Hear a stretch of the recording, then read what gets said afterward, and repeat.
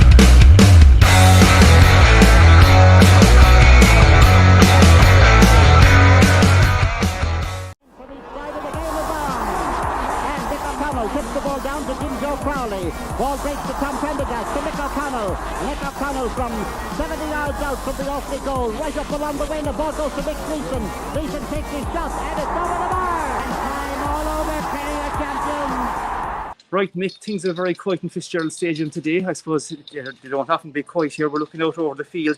Many great games played here, Mick. Have you a couple of favourites, or do any stand out to you? Well, obviously it's a very special field for me because in my youth there was no sport club, so any games I played either at school level or at underage level were played in this wonderful stadium here, and I always thought it was a magnificent stadium if a player was fit. And I think because it was probably the best football field in Ireland at that time before Croke Park was reimagined, it was almost maximum length and maximum width, so it demanded fitness.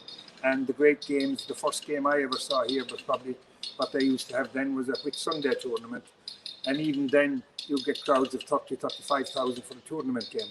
I saw Kerry in Dublin playing here a long, long time ago.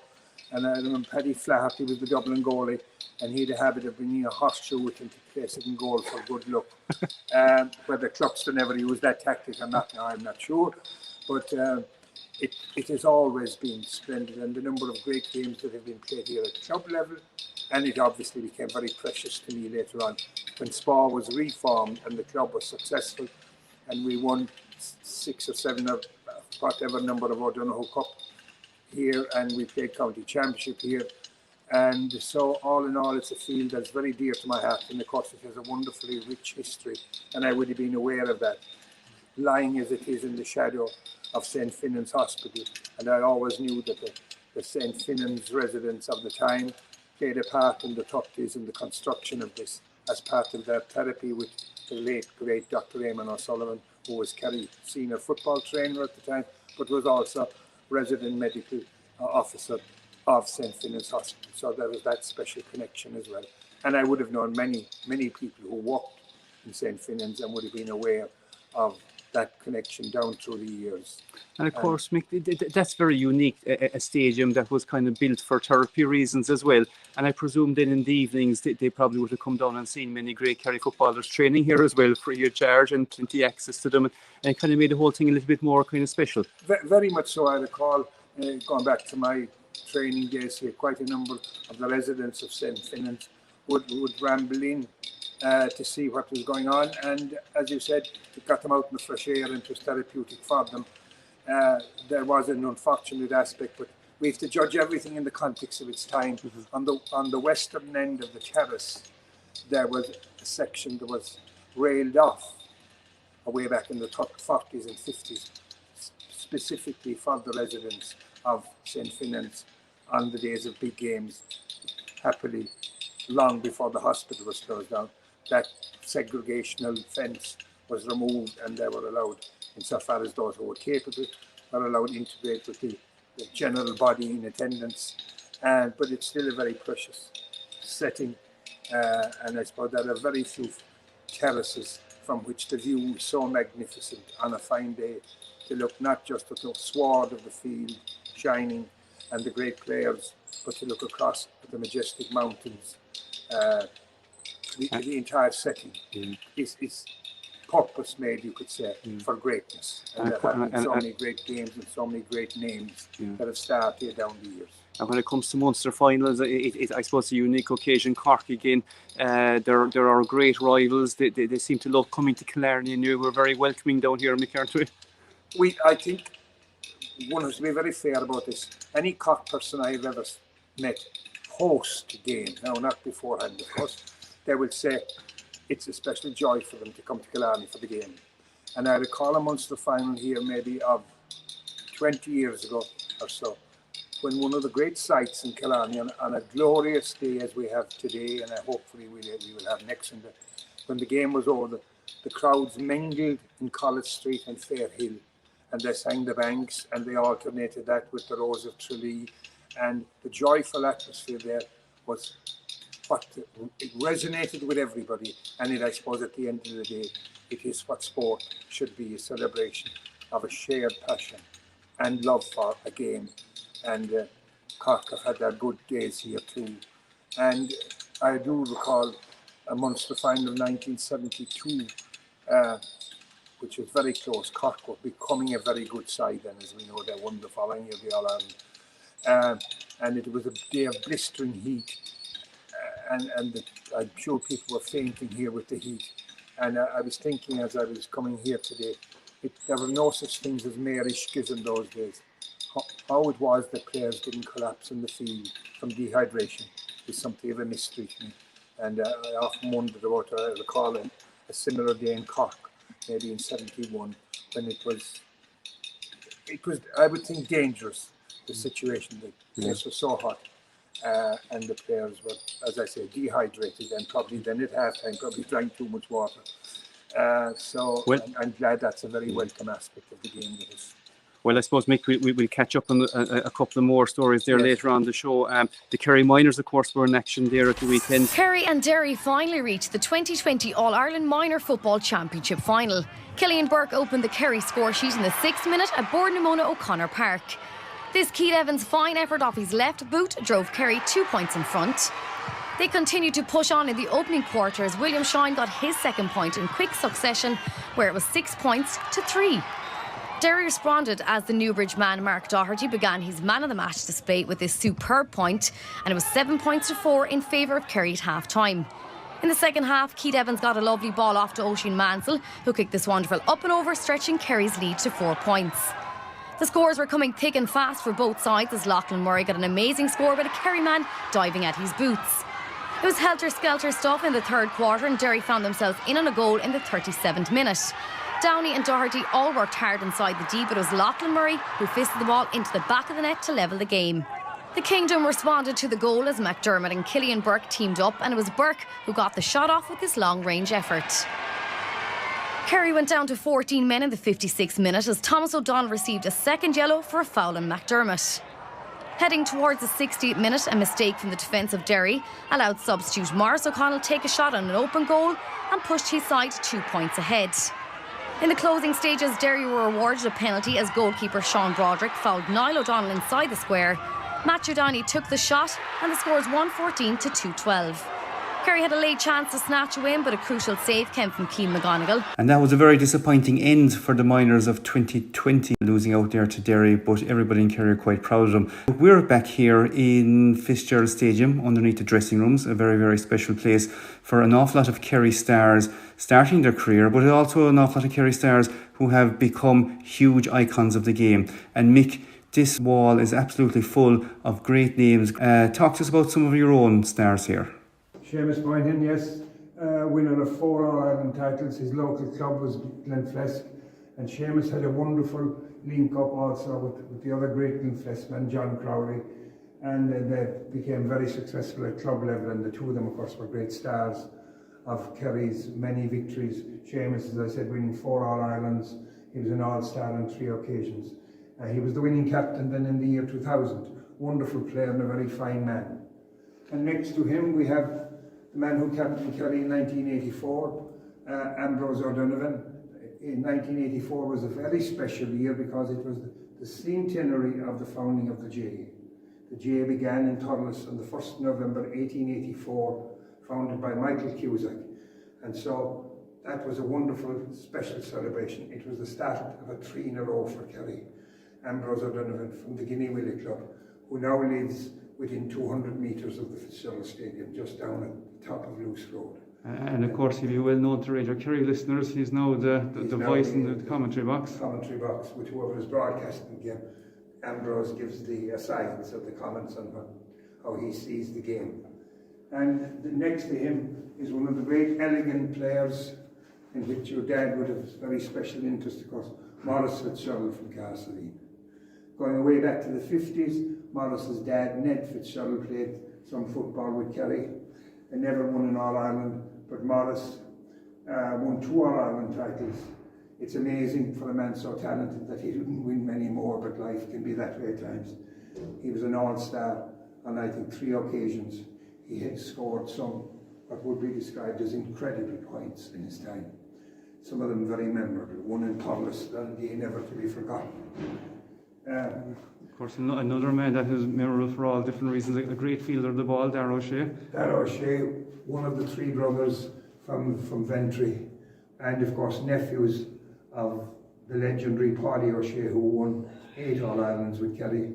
Darragh, magnificent fielder, powerful upper body strength. And if we were to go back another generation, the Kerry winning All-Irelands in 59 and 62, one of the stars of those 2 teams was a man called Tom Long, who was a first cousin of these gentlemen of the O'Sheas. So a very rich and deep history. And of course, very important, Gael Giori, Laune Rangers Peter Crowley. They're from Dimmershid, Lishin Gaeltacht. They played with the Gaeltacht. Of course, Mick, it's a very inspirational dressing room setup, isn't it? You come out, you have all these legends on the wall. It really is very inspiring and something that you wouldn't see in many other places. Obviously, it must act as a huge spur to the players to walk out or to run out here and to see some of the legends whom they heard about when they were young. Now, of course, a very special man inside this whole hall is Johnny Cullity. Here he is captain Kerry 1969. A very special talent, football and hurling, Mick. Very special talent, not only at football and hurling, but indeed at every sport to which he took his hand, which would include golf and snooker and basketball. He was just what I would call nowadays a natural sports star, I suppose. And here he is leading Kerry in Club Park, followed by Micheál O'Shea and DJ Crowley and Nico Dwyer, Eamon O'Donoghue, Brendan Lynch, Mick O'Connell, and those that I can see back along. They didn't go in sequence then, they just took their place in the line. But Johnny won an All-Ireland in 1955 as a corner forward, got injured then, and came back as a goalkeeper in 1959 and 62. And 69 and 70. So Johnny is a holder of 5 football hurling All-Irelands, 1 intermediate hurling All-Ireland, which would not be a very common achievement in Kerry. And on that line-up that are marching behind him here, there are 3 other players who participated with Killarney when Killarney won the Kerry County Hurling Championship in 1969. That would be Brendan Lynch, Tom Prendergast, and Kerry Crowley from the substitutes bench.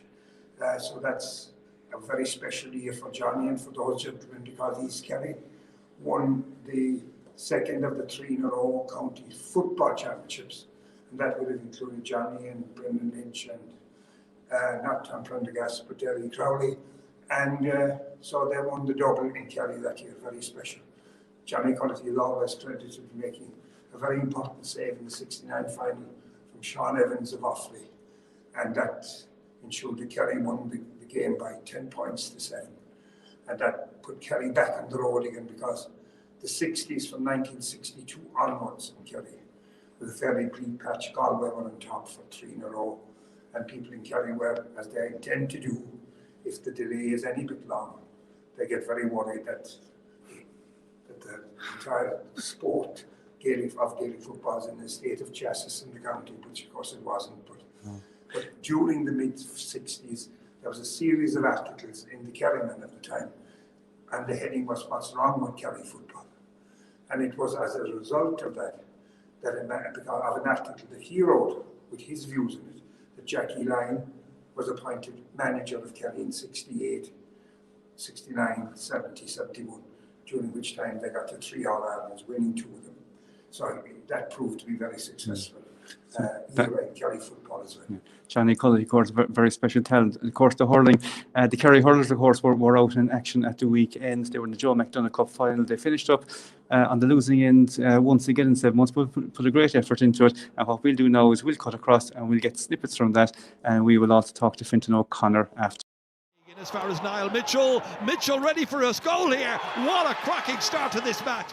Great family tradition of hurling for Kerry in the Conway household. His dad was the Kerry goalkeeper back in the 80s, Johnny Conway. Well, this man is a sharpshooter, and a really good one at that. We've got Boyles on both teams. We've got a couple of Doyles as well. They're on the Westmeath side. And that's Angus Clark from a distance. It's a beauty. That's Podge Boyle.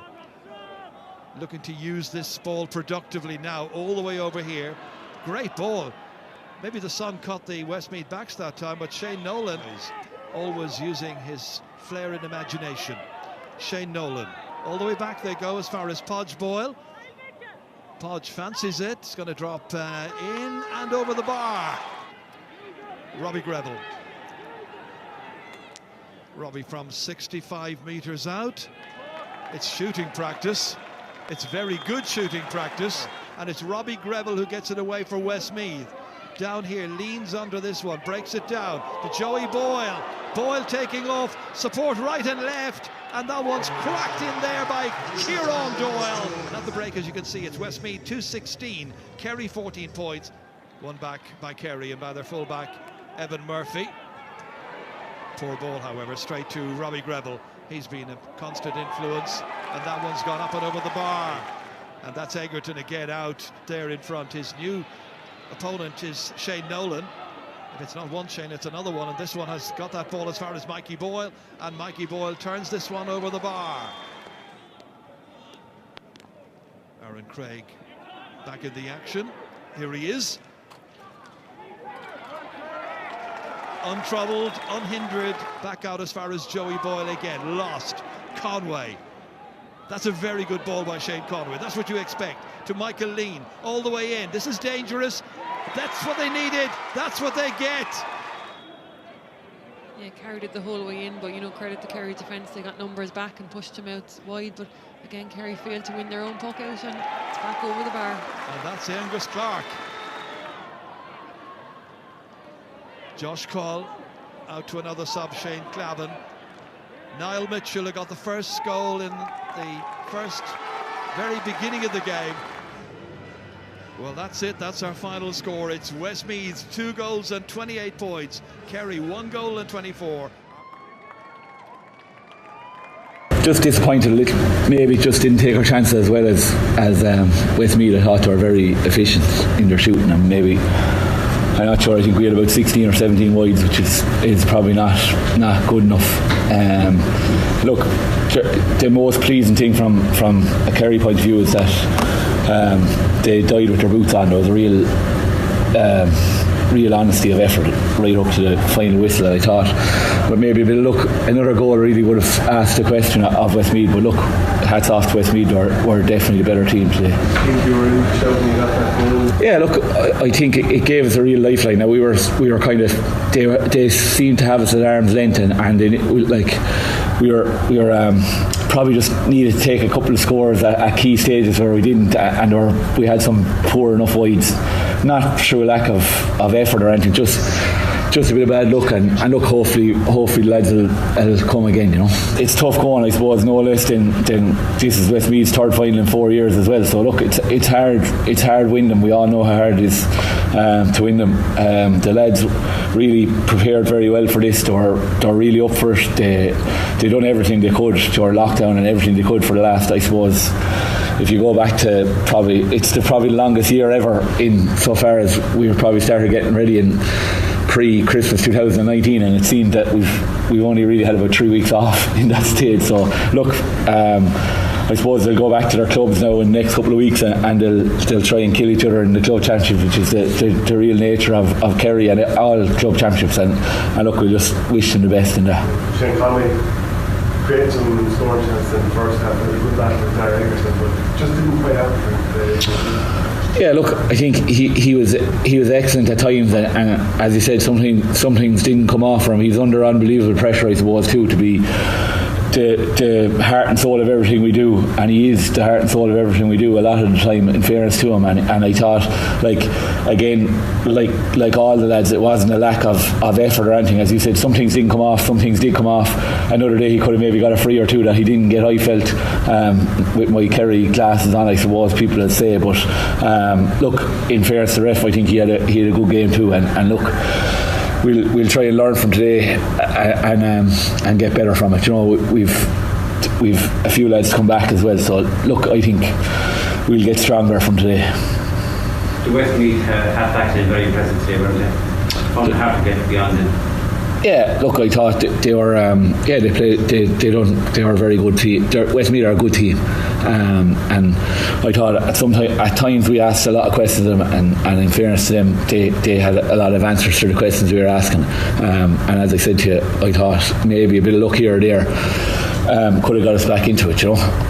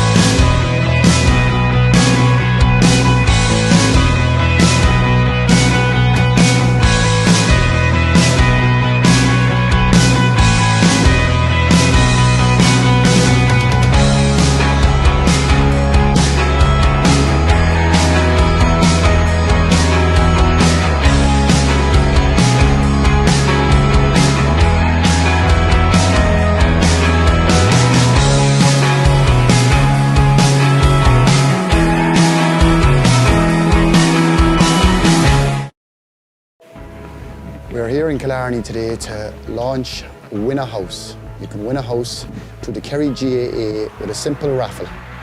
We want to sell tickets valued at €100, and I suppose the key thing here is we're all after going through a very, very long year, a tough year through COVID, and we need to fundraise, and teams and local clubs and counties are fundraising in their own general way.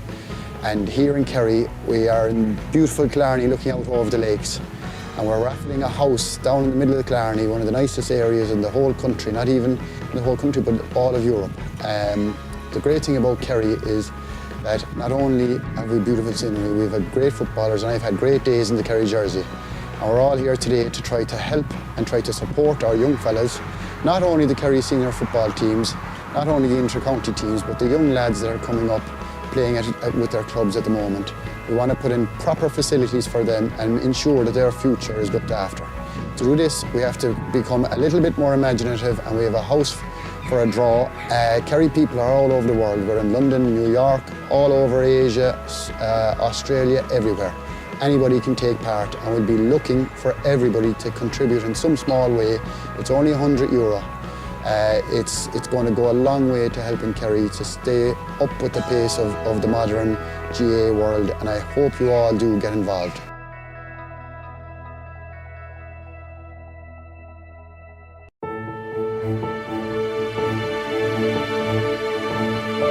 I'm Connor. The Kerry Camogie team played Tipperary on Saturday at home in Nixon. I'm Dan. The Kerry ladies football team played Donegal on Saturday at 5 p.m.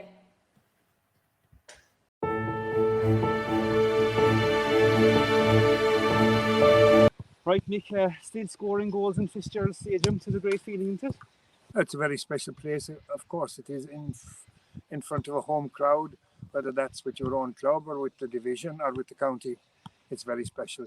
I'm not saying I scored that many of them, but there were a few special ones. 1972 on a blisteringly hot day in Killarney. It was a day of some emotion because a very dear friend of mine, a very young boy, was dangerously ill on that day, and people were afraid that he was going to die, but he survived, fortunately. And that, I think, was a motivation to keep going. And the goal that I scored that day was, I suppose, just a bit of luck. It broke in the square, broke out, and I happened to be coming through, and I pulled, not with, I suppose, the elegance of modern day soccer players, but it went to the back of the net. And poor Billy Morgan was not the happiest camper, I suppose. That never broke our hearts, and a great keeper, to put one past a great keeper like Morgan was always a special privilege. Any day you beat Billy Morgan was Yes. was a good day. He was a super keeper. Now, of course, he went on to manage Cork. Of course, Peter Keane is currently the manager of Kerry, and he gave his thoughts to the Waterbreak about the big game coming up on Sunday. Very unfortunate last night. We were training, so I didn't see it, but I had somebody at the game, and I got a bit of feedback on it. You two very good teams, and I suppose we just got pipped at the post. I think Declan has done some very good work with the lads, and I think they were just unlucky. I think 3 years ago, the same teams, I think we beat them by a point in Killarney with a minor team. So I suppose, look, Kerry Cork, it's always very, very close, and even this time last year, I would have been telling you that I didn't think there'd be much in it, and that was the way it went. Like I just said, I'm not so. I wouldn't pay a whole pile of attention to the divisions. If you applied the same logic last year, it was Division 3 against Division 1. I don't think that matters a whole pile. I think it's a Munster final, and these things take a life of their own. You know, you take Cork. I suppose, look, it's been knockout. They're strong all over the field. They got up from 3 last year. They maintained their status in Division 2 this year. They've done a lot of things right, so we're expecting a very, very tough challenge on it. Jimmy, the thing you want to change from last year is you want to change the result. We went into the game last year. We had a lot of work done. We had won the league, and things just didn't go on the day, and sometimes that happens. Obviously, you don't want it to happen, and you don't want it to happen on a day when you have no back door or anything. But look, it does, and it did. And you know, you try and rectify that for the week ahead that we're getting this year from our leaders. You take someone like Tommy Walsh or David Moran, Paul Murphy, Ty Morley, Paul Gainey, the guys you've just mentioned. Guys have really stepped up over the last 6 or 8 months, and I suppose sometimes that's something that happens over, you know, it's the way things just evolve. And you know, I think, you know, lads have just got more experience. If you look at our team over the last few years, and we're talking about minor teams and under 20 teams, you know, a lot of these guys are still very, very young, and I keep saying that, you know, and it's about the older fellas helping them and leading them along. You're going into a 2-horse race, anything can happen, Mort.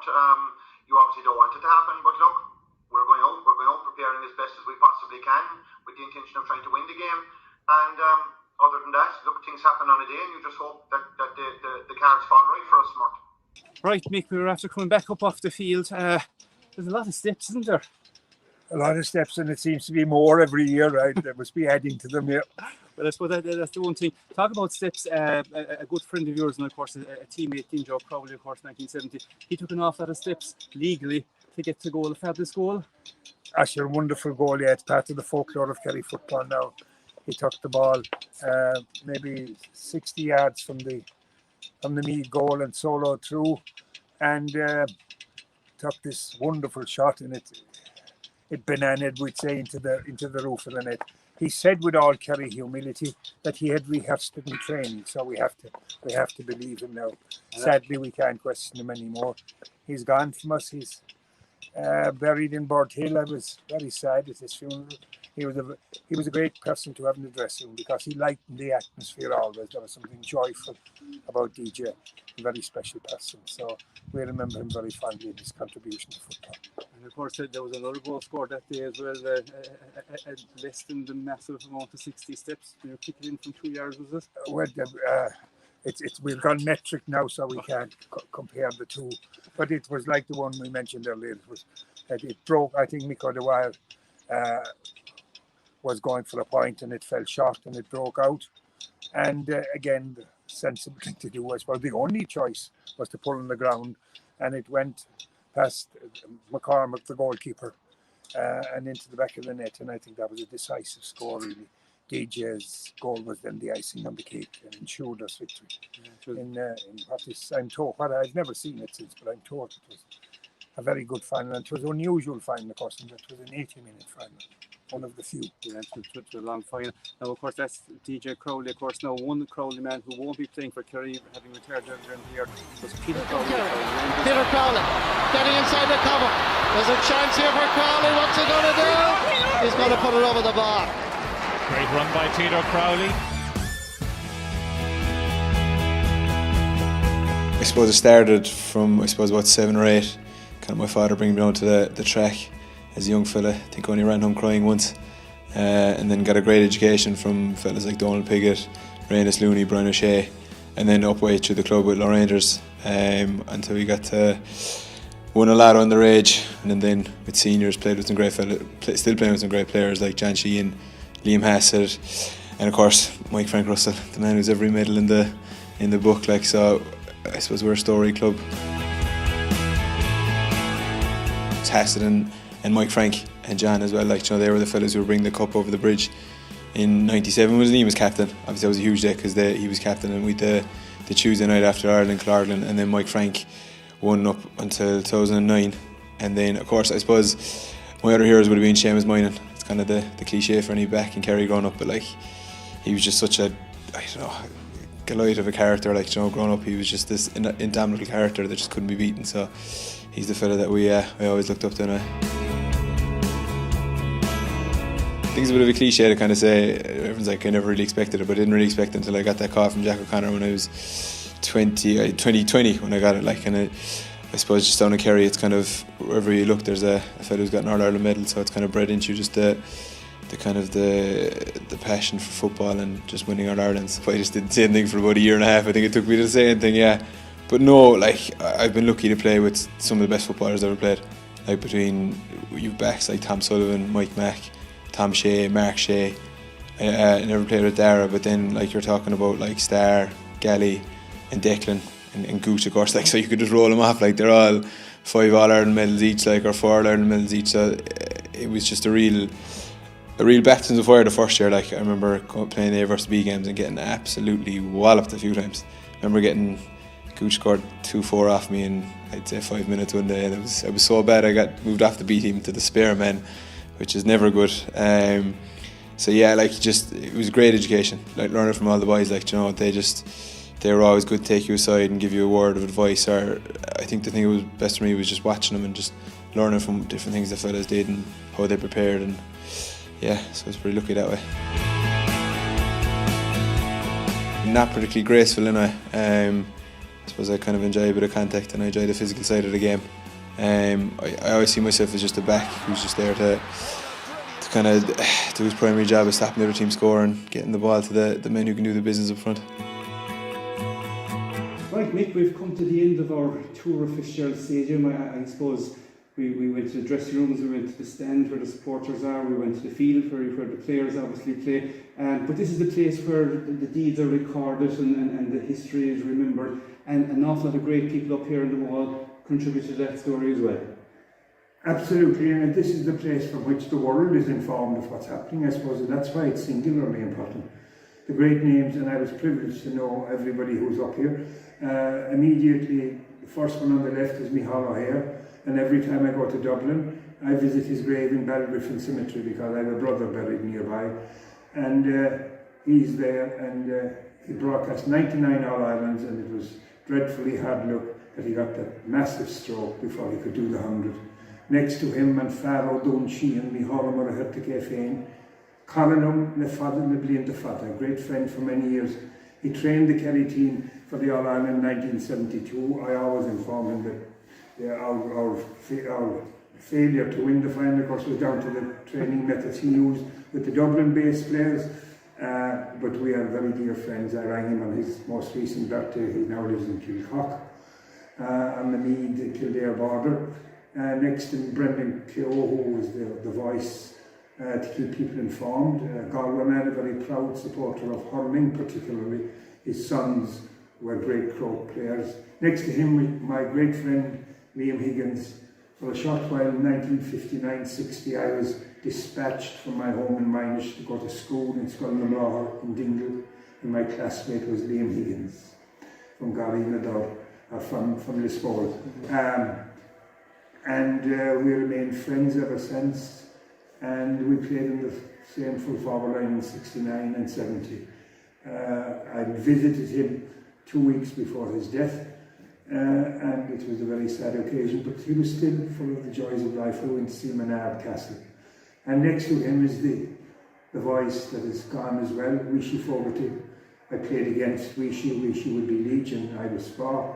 I played with him, we won a Junior All Ireland in 1967, and he captained his Kerry to win county championships, our county championships, so I would have known him very well. And then next to him is Dermot Moynihan, also gone, a great Kilcommon man, a great GAA follower and supporter, always the voice of reason.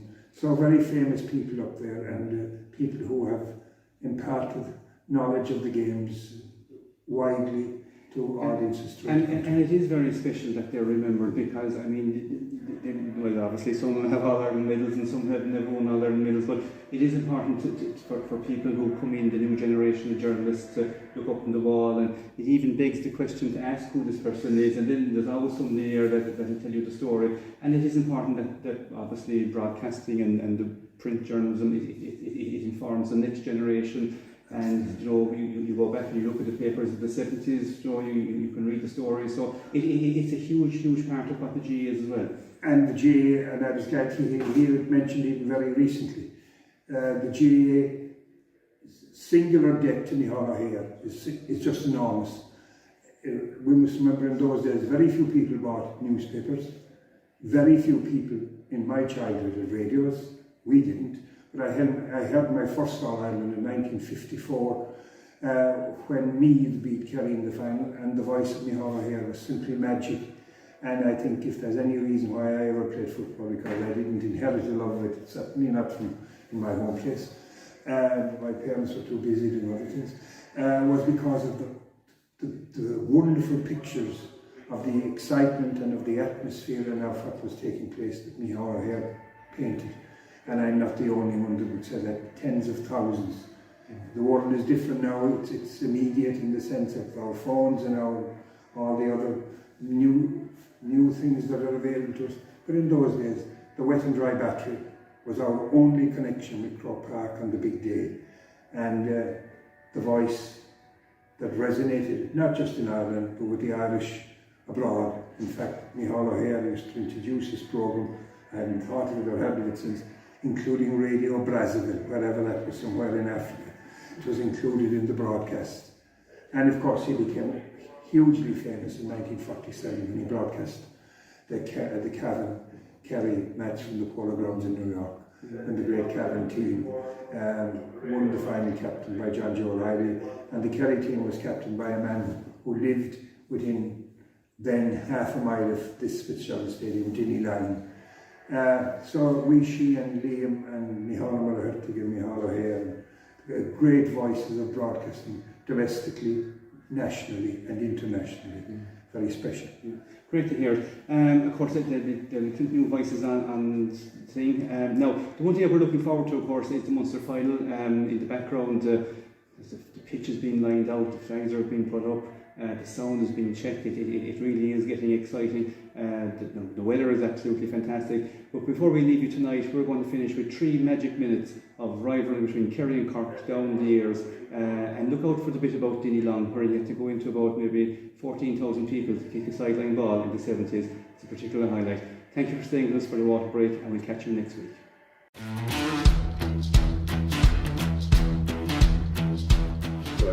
Dennis Long with the free, well in towards the goal mouth. Declan Barron goes up for Jimmy Barrett, has it!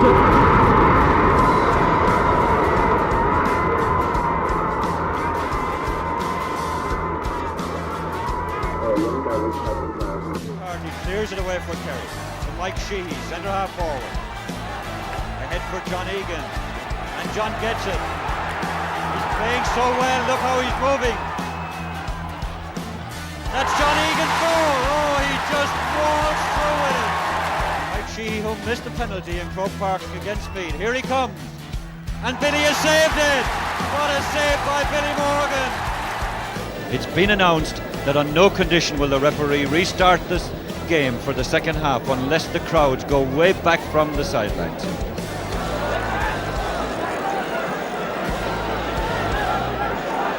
can see how close the spectators are to the field of play there. Paddy Mahoney doesn't have much space to run back for the kick out.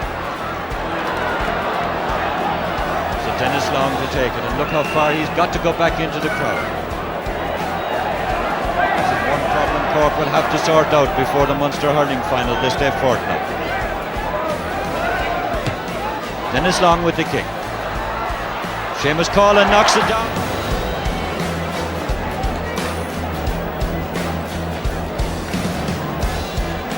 Mike Sheehy quickly taken to Sean Walsh, and it's off. Taken off the line. No, it's over the line. The umpire is signaling the flag. It's a goal. Yes, it's a goal. They're the only other county to get 9. Dennis Allen here, dragged down then by Paul O'Shea. But Cork have one last chance. Quickly taken. That's into Tyke Murphy. Yes, it's in. Tyke Murphy. Tyke Murphy, the scorer. Torquay Keane has just gone mad. The last seconds of the game. The free came all the way in.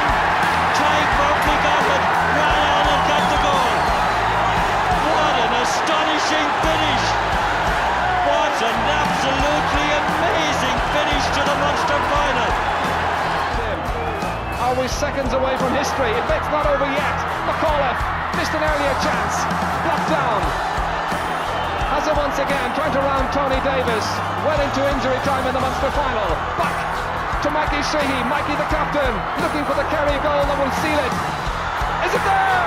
Yes it is, I don't believe it. Oh, absolutely unbelievable. Is it Mike Sheehy? It was a whole cluster of players combining